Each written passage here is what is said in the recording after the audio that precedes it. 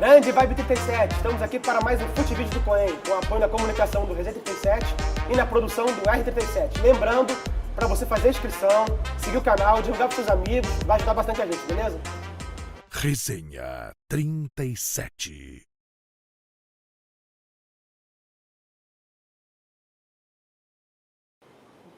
Cara, nós estamos aqui hoje para um vídeo muito especial, com um jornalista que simplesmente confunde-se com a história do futebol, com a história da rádio brasileira. Deni Menezes. Beleza, Deni? Maravilha. Bom recebê-lo aqui. Prazer é todo meu, cara. Será bem legal viajar por tudo que você já viveu, tudo que você acompanhou, dividir um pouco com a gente. A tua carreira começa vindo de Manaus para a Rádio Nacional, não é isso? Exatamente. Cheguei ao Rio em janeiro de 58. Comecei a trabalhar na Rádio Nacional em abril de 58. Isso. Fiquei na Rádio Nacional até 65. 65. E tive um aprendizado muito bom, porque comecei com Antônio Cordeiro e Jorge Cury, que na época dividiam a transmissão, cada um com a metade do campo. E muitas lições aprendidas com Heron Domingues, que apresentava o Repórter Esso, principal noticioso do rádio da época. Sim.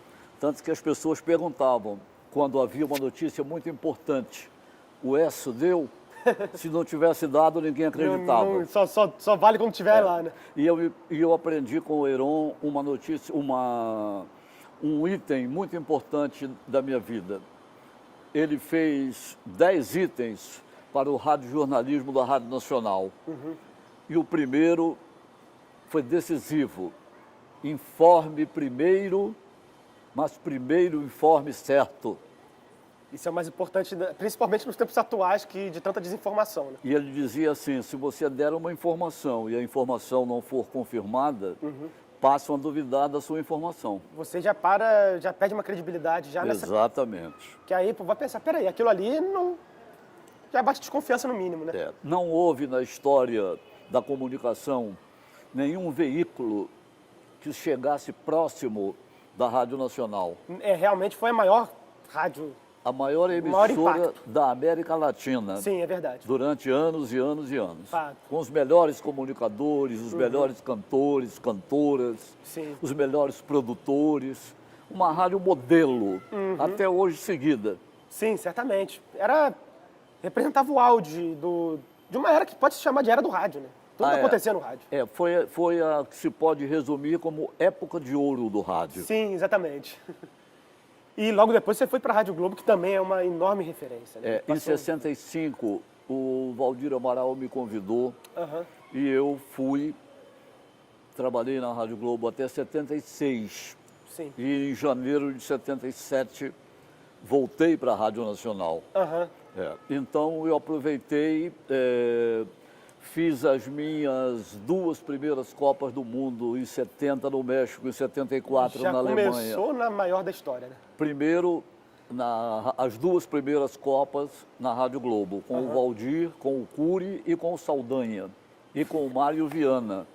Icônicos. Então eu não poderia esperar, digamos assim, uma equipe mais especial. E como era o Saldanha nessa época, que era para ele ter sido treinador, né?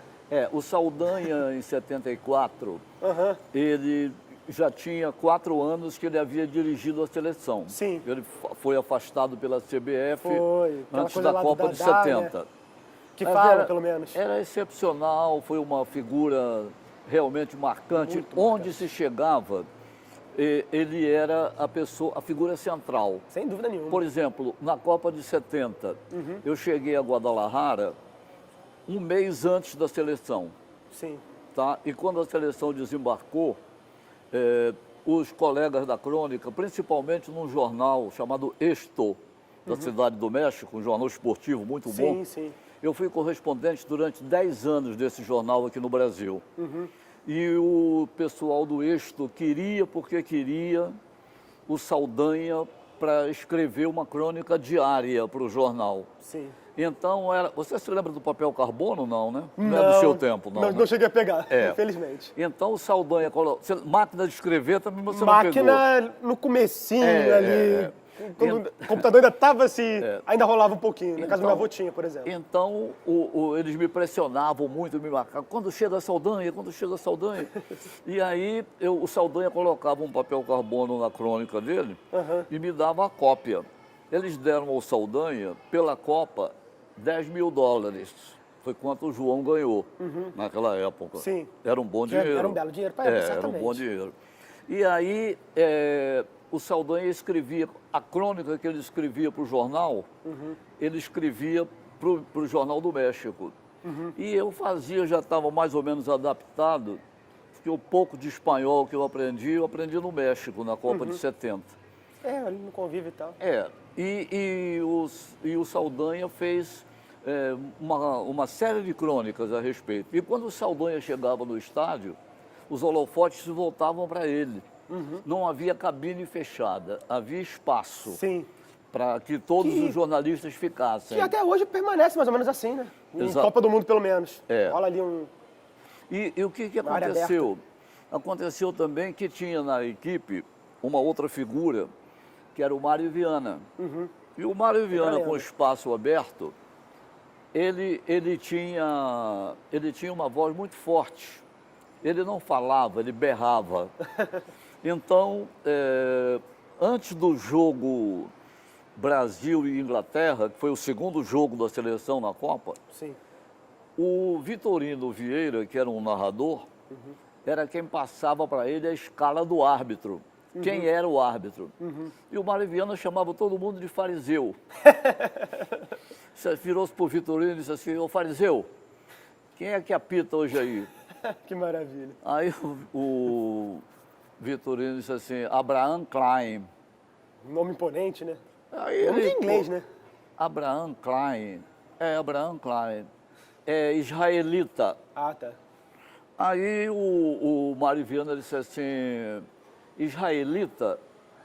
O Vitorino disse assim: israelense, Mário. Israelita é quem professa religião. E o Mário ficou com aquele negócio, israelita, israelense. E o Vitorino virou-se para ele e disse assim: ele é judeu-alemão. Aí o Mário gravou aquilo. Brasil e Inglaterra, início de jogo, deram uma banda no Jairzinho, um pênalti. Bem o futebol inglês da época mesmo. Aquela coisa mais... E o Mário Viana virou-se, o Valdir virou-se assim: Mário Viana, ele disse assim: pênalti, mas isso aos berros, né? Pênalti, não deu porque não quis, safado, safado como todo judeu alemão. Puta Rapaz, no dia seguinte, os donos da Brahma eram simplesmente judeus alemães. É o principal patrocinador? Patrocinador do futebol. Meu Deus do céu. No dia seguinte...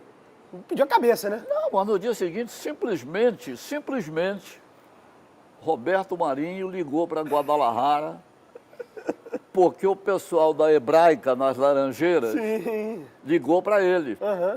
E o Roberto Marinho ligou para o Valdir. Disse assim: Valdir, manda o Mário Viana de volta amanhã. Imediatamente, tchau, rua. O Valdir ficou em pânico. Aí, aquele negócio todo. Aí o Valdir chamou o Vitorino e disse assim: Vitorino, faz uma gentileza, por favor. Não diz mais para o Mário Viana de onde é o árbitro, não. Só diz quem é o árbitro. Não diz que ele é isso, que ele é aquilo. Podia não diz a nacionalidade. Desculpa ao vivo, né? Não diz a nacionalidade dele. Mas a transmissão, foi mal aí. Isso aí me exaltei. Isso aí ficou muito marcado. Foi o fato que marcou o rádio. Imagino mesmo. Ainda mais se pegar o contexto histórico, né? A guerra está muito próxima ainda. Na Copa de 70, era o início da Embratel, e a Embratel não garantia o circuito para todas as emissoras. Foi a primeira transmissão ao vivo. Foi a primeira Copa com televisão. E nós tínhamos direito. O Valdir era muito inteligente, e ele puxou o Cury da Nacional para formar a equipe. Para fazer a equipe. Conosco. Sim. Tá? E o que aconteceu? A Embratel só dava meia hora por dia de circuito para mandarmos notícias. Eram 15 minutos para cada emissora. Muito pouco. Pouquíssimo. Não dava tempo para nada. É. E aí nós tínhamos que nos virar em 15 minutos para apresentar uma enxurrada de notícias. Nossa, É, já tem essa lógica no rádio ser uma coisa mais curta, mas você ter 15 minutos para tudo. exatamente. É muito pouco. Era muito pouco, realmente um tempo muito pouco. Mas era uma galera que já era calejada, né? Você pegou quantas Copas ao vivo? 8. 8. A primeira em 70 e a última em 98 na França. É uma viagem As duas, a forte, primeira e a última, eu fiz 3 Copas com o Zagallo. 70, 74 e 98. Mas 94 ele estava também ali no... Não, mas em 94 ele era coordenador. Coordenador. Em 98 treinador. Ele era exatamente. coordenador. Você conseguiu, daquela confusão toda de 98, você conseguiu entender bem aquele cenário, aquela coisa do Ronaldo toda, ou ficou tudo muito incerto para todos vocês? Olha, eu desfrutava de uma amizade muito grande com o Dr. Lírio Toledo, que era o médico da seleção. E com o Zagallo também. Sim. Eles me atendiam sempre da melhor maneira. Legal. O Dr. Lírio promovia todo fim de ano um churrasco com uma pelada, banho de piscina, numa casa que ele tinha em Vargem Grande. Sim. E o doutor Lídio sempre escorregava quando eu perguntava para ele a respeito do Ronaldo. O Zagallo não. O Zagallo foi mais direto. Sim. Porque o Zagallo disse assim, veja bem, você é um jornalista, mas se coloca como técnico da seleção. O Ronaldo teve uma convulsão antes do jogo. Foi para o hospital. Foi liberado. Foi liberado. Quando ele entrou no vestiário, faltando 40 minutos para o jogo, Brasil e França, ele disse assim, Zagallo, estou bem, quero jogar. O Edmundo já estava no aquecimento. Sim. E o Zagallo tirou o Edmundo para colocar o Ronaldo. Logo no início do jogo, houve um problema de uma queda que o Ronaldo bateu com a cabeça no gramado. Deu um susto generalizado ali. E aquilo criou um pânico entre os jogadores. Tá? E também, o que aconteceu naquele jogo? Em 2 escanteios, o Zidane fez o que nunca tinha feito na vida, 2 gols de cabeça. É verdade. Então, era complicado para a seleção brasileira ganhar aquela Copa. Sim. Eu achei, olhando, eu não cheguei, eu comecei a acompanhar as Copas a partir de 2002. Mas pelo que eu consegui acompanhar, vendo reprises e coisa e tal, eu achei aquela seleção muito irregular. Em que Copa? 98. Não, eu achei a França mais completinha como time mesmo, mais organizada. A França foi uma das seleções que souberam desfrutar do mando de campo. Sim. Né? Então, é uma arte. Porque você sabe que até hoje, na história das 21 Copas, só 2 seleções perderam a Copa em casa, né? O Brasil em 50. Perdeu a final em si. A final. O Brasil em 50. Itália, né? E a Suécia em 58, quando o Brasil ganhou de 5-2. Foi Alemanha e Argentina. A Itália ganhou a primeira Copa do Mundo em casa. O Uruguai ganhou a primeira Copa do Mundo em casa. A Alemanha foi campeã do mundo em casa. Foi. Então, quer dizer, são seleções que souberam aproveitar. Até porque muitas vezes a juizada costuma acompanhar, né? Porque, veja bem, na Copa de 74, o árbitro, que era inglês, ele deu um pênalti a favor da Holanda com 5 minutos de jogo. 5 minutos. E não houve uma reclamação, uma reação da torcida, dos jogadores, de nada. A Holanda converteu o pênalti e depois a Alemanha virou. Mas então, por quê? Porque... Primeiro, pela mentalidade. É raro que o europeu reclame. Exaltado e tal. E o jogador sabe a que penalidades está sujeito se reclamar. Então, e a seleção alemã, em 74, era uma seleção muito compacta. Tanto que teve jogadores excepcionais do nível do Beckenbauer, do Gerd Müller, enfim, de tantos e tantos. Sepp Maier, que foi um belo goleiro. Sim. Enfim. Foi aquele padrão alemão clássico de organização. Sim. Mas com jogadores excepcionais. E além do mais, os alemães vinham motivados porque eles estavam há 20 anos sem Copa. E eles ganharam a segunda Copa da história deles, como em 54, de virada. Sim. Porque E contra as seleções mais cultuadas, né? Tanto a Hungria ali, Exatamente. como a Holanda de 74.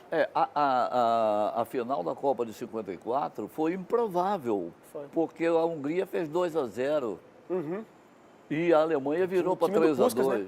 Eu estive em Essen, a cidade do ponta-direita da seleção alemã, campeã do mundo em 54. Sim. E eu fiz amizade na Copa de 74 com um médico, um casal amigo médico em Essen, na Alemanha. E voltei lá 2 ou 3 vezes depois da Copa de 74. E eles disseram assim, vamos te apresentar o Lan. Eu falei, quem é o Lan? O Lan fez o gol da virada da Alemanha na Copa de 54. E ele era de Essen, cidade de Essen. Bela cidade, pequena, mas muito boa. E aí esse médico amigo meu disse assim, vou marcar para a gente jantar com o Lan. Falei, Maneiro. tá bom. Aí fomos jantar com ele, aquele negócio todo. Mas ele sempre, o médico disse assim, olha, ele vai te pedir antes de conversar para pagar um chopp. E a gente pagava um shopping e ele desenvolvia a história. Uma paixão em comum entre os dois povos. E contava, Então, é assim. E agora, voltando um pouco mais para o nosso quintal aqui, você pegou a história do Maracanã quase inteira, né? Já a partir de 50, trabalhando pelo menos desde 58. 58 foi. Para você, qual foi o grande jogo que você pegou e a maior rivalidade? Olha, suposto se diga que a maior rivalidade é Vasco e Flamengo. O trabalho do Eurico é muito nessa linha, né? Na época, Ele tentava puxar muito isso. havia uma rivalidade realmente muito acentuada no Fla-Flu. Era. É o clássico mais tradicional, para dizer Mais assim. tradicional. E o que aconteceu?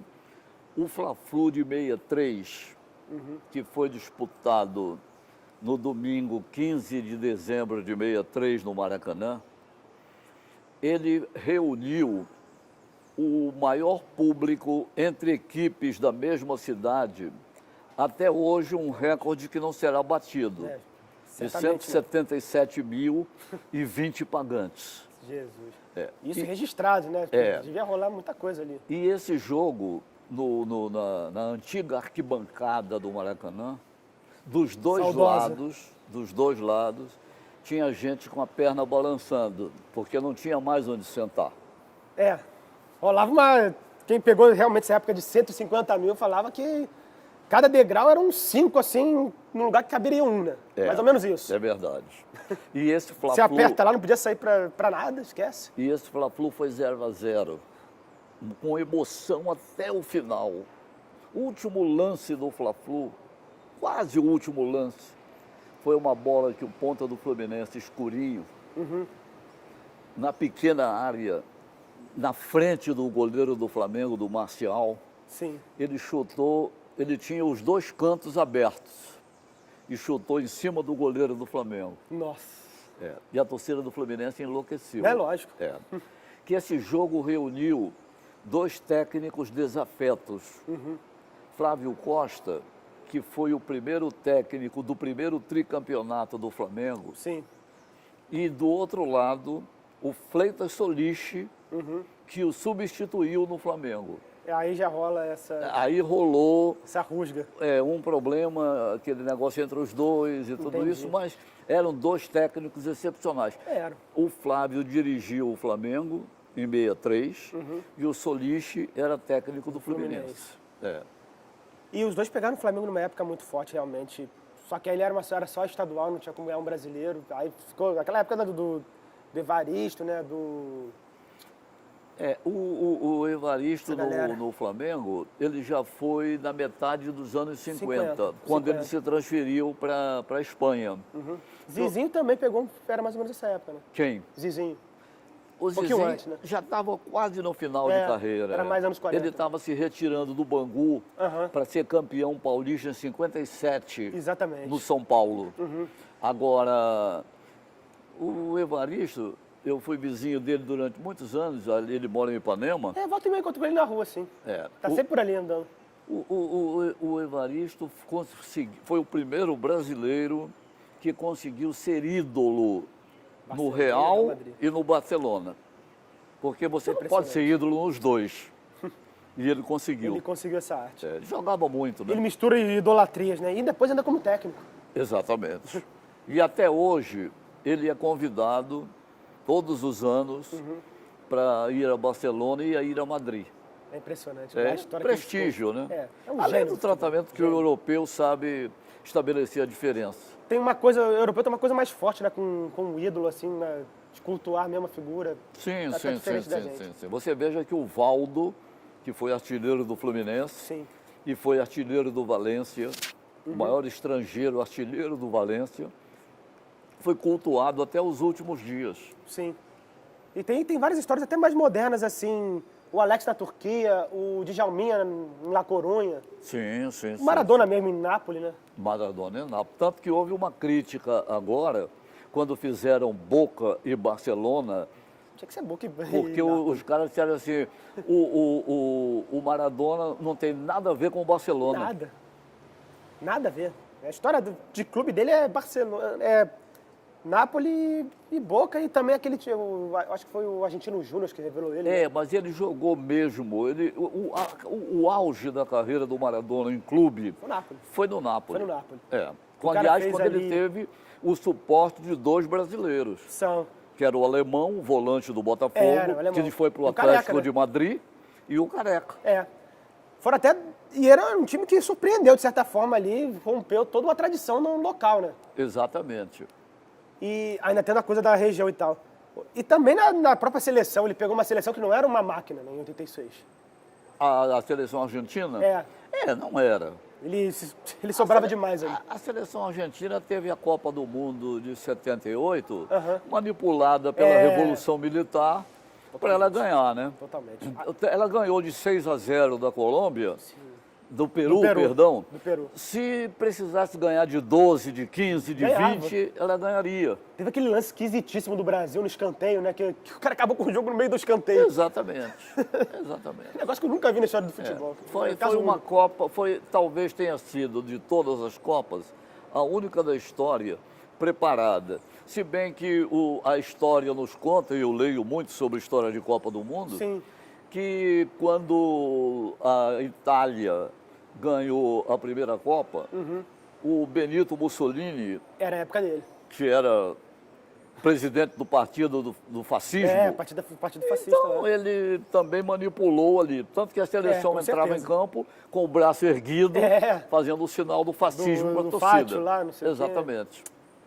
É surreal. Foram duas situações de regimes extremamente nefastos que participaram muito diretamente de um resultado de Copa do Mundo. Né? Tanto que a seleção brasileira, nas 3 Copas do Mundo, nas 3 Copas do Mundo de 70, 74 e 78, ela teve chefes de delegação militares. Militar, ali 70 tinha... foi o brigadeiro Jerônimo Bart, 74 o coronel Eric Tinoco Marques, e em 78 o almirante Heleno Sim, Nunes. exatamente. Até a própria situação do treinador em 70 falam que foi interferência direta, né? E a seleção fez a boa base da preparação dela na Copa de 70 na Escola de Educação Física do Exército, na URCA.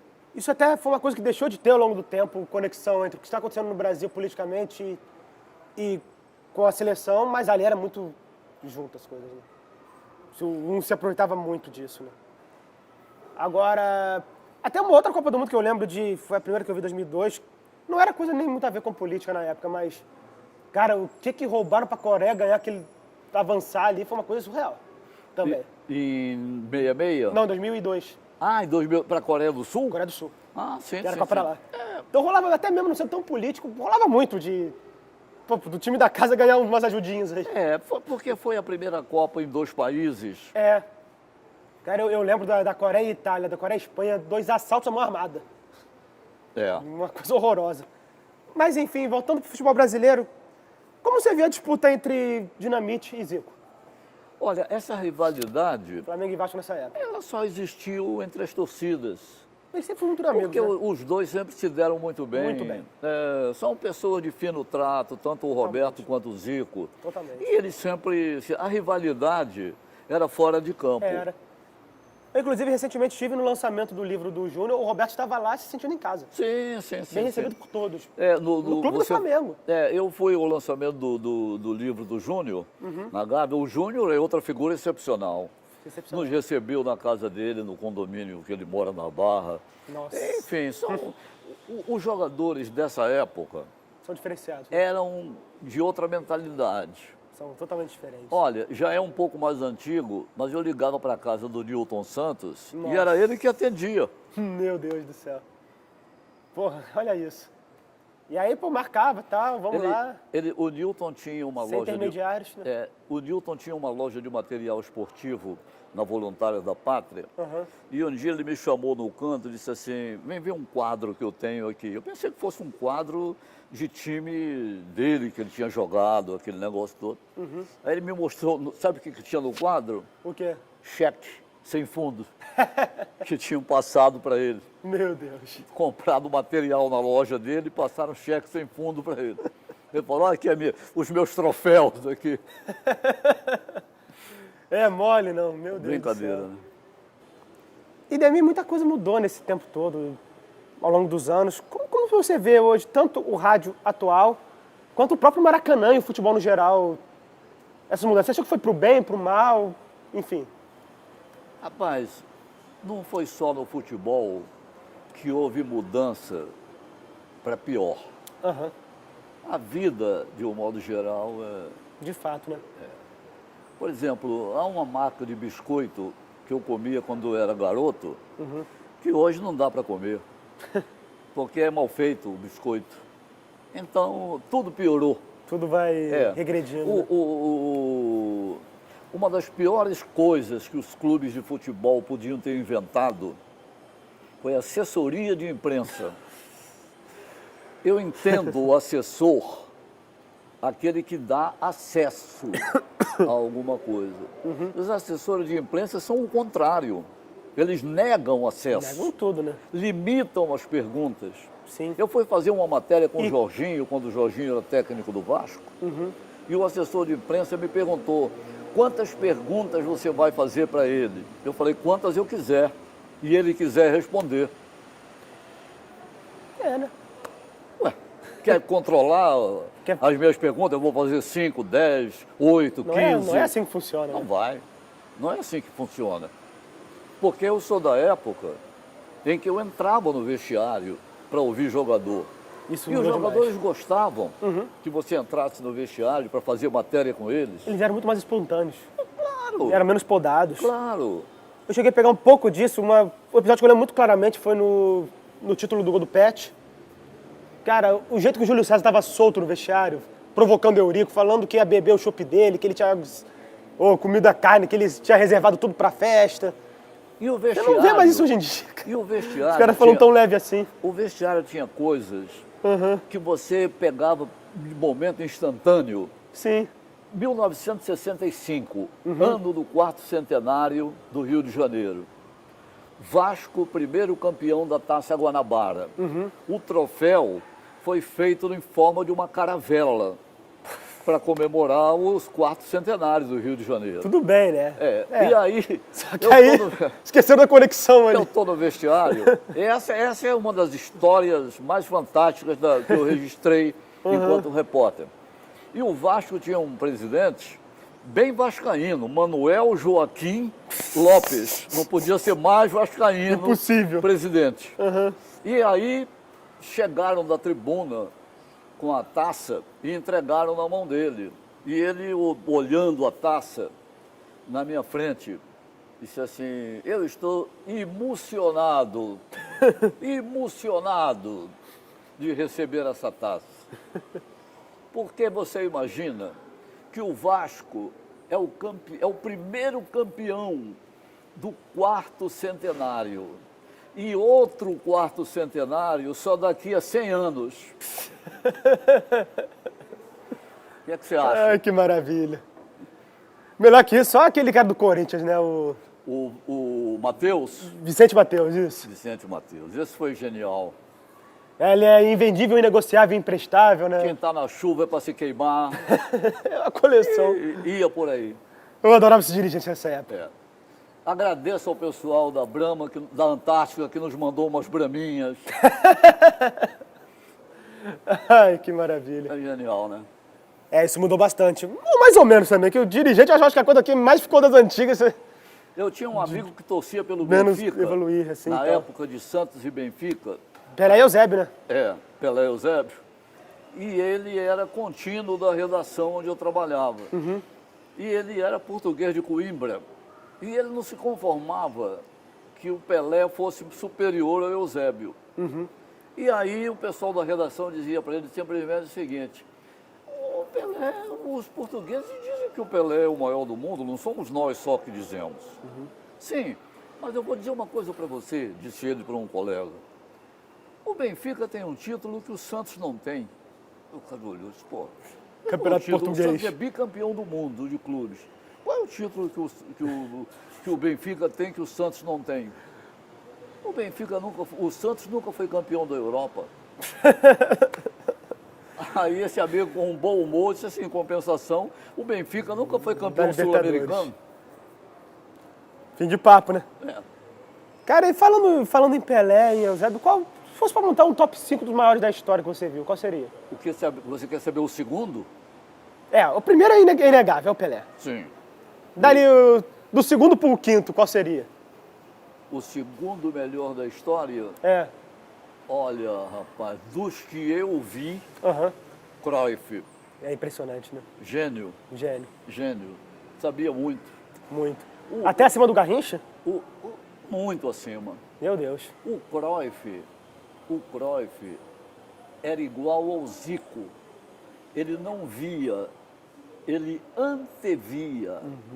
Isso é um dom que poucos têm, né? Porque, veja bem, o Zico foi um jogador que, quando a bola estava vindo na direção dele, ele já sabia para onde ele ia mandar a bola. Nossa. Ele tinha um raciocínio Acima dos demais.